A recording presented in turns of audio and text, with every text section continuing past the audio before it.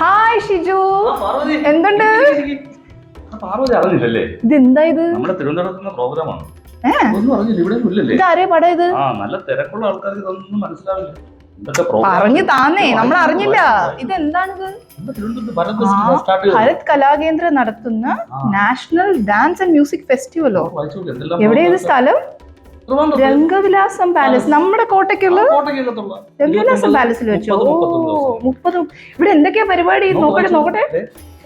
ആഹാ, ആദ്യത്തെ ദിവസം ഭരതനാട്യം ഉണ്ട്. അതും കരൂർ നാട്യ അക്കാദമിയുടെ ഗുരു കാഞ്ചി കാമകോടി പീഠ ആസ്ഥാന തലൈക്കോൽ വിദ്വാനാശാന്റെ സ്റ്റുഡൻസോ?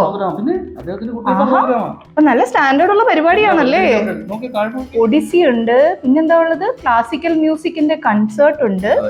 അതെ, അടുത്ത ദിവസത്തെ പരിപാടി വീണ്ടും ഭരതനാട്യം ഉണ്ട്. നമ്മുടെ ഗായത്രി ടീച്ചർ അവതരിപ്പിക്കുന്ന കേരള നടനം. മണിപ്പൂരി, വീണ്ടും ക്ലാസിക്കൽ മ്യൂസിക് കോൺസേർട്ട്,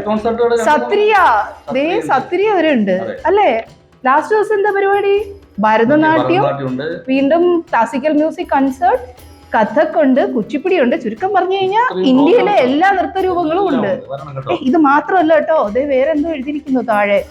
30-ാം തീയതി ലെക്ചർ ഡെമോൺസ്ട്രേഷൻ ക്ലാസ്സസ് ഉണ്ടെന്ന്. കട്ട് ചെയ്യാൻ പറ്റുമോ? ക്ലാസ് കട്ട് ചെയ്യാൻ പറ്റുമോ? Manipuri, Sattriya, Odyssey മൂന്നിന്റെയും lecture demonstration class ഉണ്ട്. അതെ, ആണല്ലേ. 31-ാം തീയതി ഉണ്ടെന്ന് തോന്നുന്നു അല്ലേ ലെക്ചർ ഡെമോൺസ്ട്രേഷൻ ക്ലാസ്.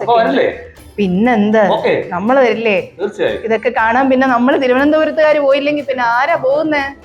അപ്പോ ഞാനുണ്ടായിരിക്കും രംഗവിലാസം പാലസിൽ 29, 30, 31 തീയതികളിൽ. ഭരത്.